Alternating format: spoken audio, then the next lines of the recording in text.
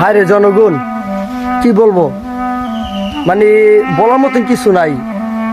যারা ব্যাটারি চালক রিক্সা বিক্রি করে তাদেরকে ধরেন, যারা ব্যাটারি বিক্রি করে তাদেরকে ধরেন, আর যে গরিব মানুষ মাথার ঘাম পায়ে ফেলে সামান্য কিছু টাকা দিয়ে একটা গাড়ি কিনে বা জমার গাড়ি চালায়, তাদের গাড়ি নিয়ে ভাঙা হয়, তাদের গাড়ি নিয়ে যাওয়া হয়, এটা কোনো কারণ কি?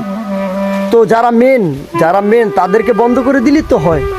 যারা চায়নাতে মাল এনে বিক্রি করে, যারা ব্যবসা করে, তাদেরকে আগে আটক করেন, তাদেরকে নিষিদ্ধ করেন, বন্ধ করেন, তারপর তো তারা বন্ধ করবে, তাই না?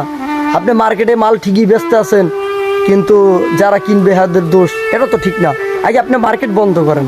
মার্কেট বন্ধ করলে আপনার সব কিছু বন্ধ হবে। আপনি যদি মার্কেটই না বন্ধ করেন তাহলে তো কিছু বন্ধ হবে না, তাই না?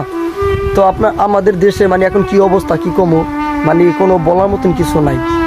তো আমার ভিডিওটা সবার কাছে পৌঁছে দেওয়ার জন্য অনুরোধ করা হলো যে সবাই কষ্ট করে কাজ করে, কিন্তু যদি বন্ধ করতে মনে চায় মেন গোড়াতে বন্ধ করেন।